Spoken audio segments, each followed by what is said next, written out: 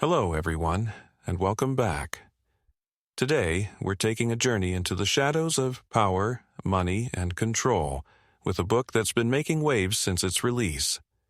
It's called The $1 Trillion Conspiracy: How the New World Order, Man-Made Diseases, and Zombie Banks Are Destroying America by Jim Marrs. Now, I know what you're thinking. A $1 trillion conspiracy? That sounds like something out of a thriller novel. But trust me, the reality Marrs presents is far more chilling than fiction. So, grab your headphones, settle in, and let's explore the unsettling truths that Marrs uncovers. Let's start with the basics. Marrs argues that America is under siege, not by foreign enemies but by a powerful elite that operates in the shadows. This New World Order, as he calls it, is a group of wealthy financiers and industrialists who seek to control the world through secretive societies like the Council on Foreign Relations, the Trilateral Commission, and the Bilderberg Group. Marrs paints a picture of a world where these globalists have infiltrated every aspect of our lives. They control the banks, the media, and even our government. And their agenda? To create a socialist state where the elite rule and the rest of us are left to wander like zombies, unaware of the forces controlling us. Now, if you're thinking, that sounds like a conspiracy theory, you're not alone. But Marrs backs up his claims with some pretty startling evidence. For instance, he delves into the 2008 financial crisis, arguing that it was orchestrated by these globalists to consolidate their power. He points out that while ordinary Americans lost their homes and savings, the big banks received massive bailouts, effectively socializing their losses while privatizing their profits. Marrs also highlights the role of the Federal Reserve, which he describes as a privately owned banking cartel masquerading as a government agency. He argues that the Fed's policies have led to rampant inflation and a devaluation of the dollar, enriching the elite at the expense of the average citizen. But it doesn't stop there. Marrs delves into the disturbing world of man-made diseases. He claims that the U.S. government has been involved in biological warfare research since World War II, and that some of these pathogens have been unleashed on the public. He cites the example of mycoplasma, a bacterium that can cause a range of debilitating illnesses, from chronic fatigue syndrome to multiple sclerosis.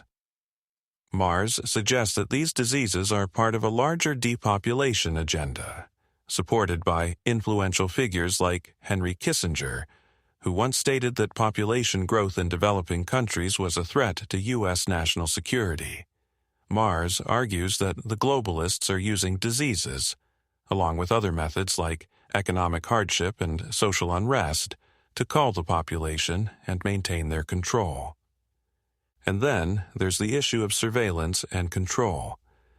Marrs warns that we're living in an increasingly Orwellian society where our every move is monitored and tracked.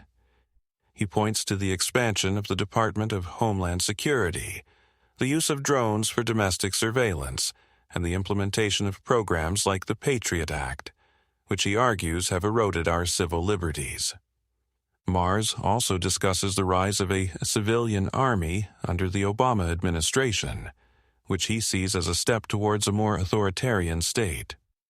He warns that these developments are part of a broader trend towards militarization and the erosion of democratic freedoms.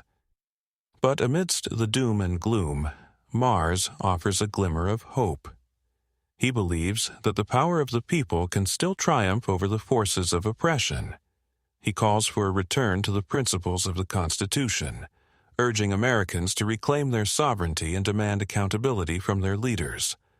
Marrs advocates for a range of reforms, from auditing the Federal Reserve to ending the war on drugs and restoring civil liberties. He believes that by taking these steps, we can begin to dismantle the structures of control and build a more just and equitable society. So, what can we do? Marrs' message is clear. We need to wake up, educate ourselves, and take action. We need to support independent journalism, engage in civic discourse, and hold our elected officials accountable. We need to demand transparency and fight against the forces that seek to divide and conquer us.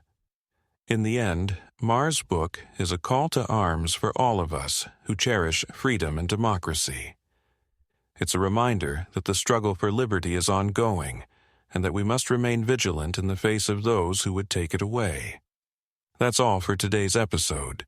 I hope this discussion has given you some food for thought and inspired you to learn more about the issues at hand.